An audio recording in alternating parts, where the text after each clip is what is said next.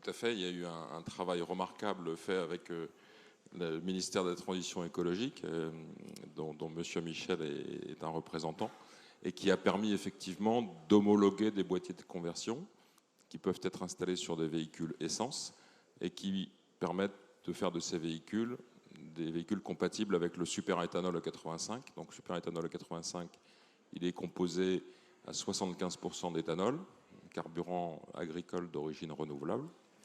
Et pour ce qui concerne les stations, on est en fort développement. Aujourd'hui, c'est 2450 stations, une sur quatre à l'échelle du territoire métropolitain. Donc, avec une dynamique qui se poursuit, on a une nouvelle station chaque jour. Donc, c'est tout à fait encourageant et ça permet surtout de rendre le carburant beaucoup plus accessible. S'agissant des critères, eh bien aujourd'hui, on peut le considérer comme une anomalie, mais il n'y a pas de traitement de faveur pour ces véhicules flex-fuel.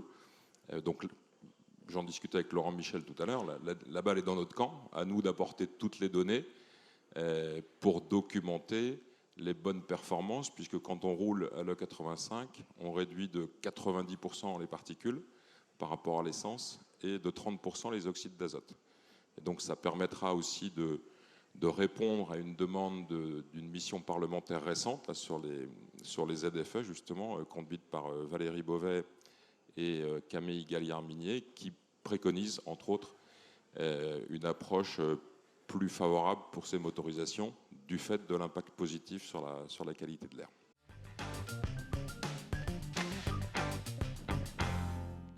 Il y a eu un engagement effectivement d'un certain nombre de collectivités. Peut-être préciser quand même que avant prise en compte de l'aide, le coût d'installation moyen d'un boîtier c'est de 1 000 euros et qu'il permet, une fois que c'est fait, d'économiser 600 euros par tranche de 13 000 km, ce que fait une voiture française chaque année en moyenne.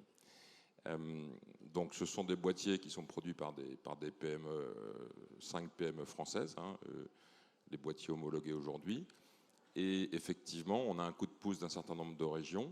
Je vais commencer par Grand Est, qui a déjà conduit 3 opérations, 1000 boîtiers à 1 euro. Bon, mais malheureusement, c'est trop tard, puisque ça a eu tellement de succès que le guichet est clos. À présent, la région Grand Est accompagne l'installation de 5000 boîtiers supplémentaires, mais à hauteur de 500 euros simplement. Et on a également Hauts-de-France qui propose une aide de 400 euros pour l'installation de boîtiers pour les ménages. Et enfin, la région Provence-Alpes-Côte d'Azur qui accompagne à hauteur de 250 euros. Donc, bien sûr, ça donne de la visibilité à la solution, ça la crédibilise. Et puis, ça modifie favorablement l'équation économique. Donc, ça permet au plus grand nombre de rouler plus propre et moins cher.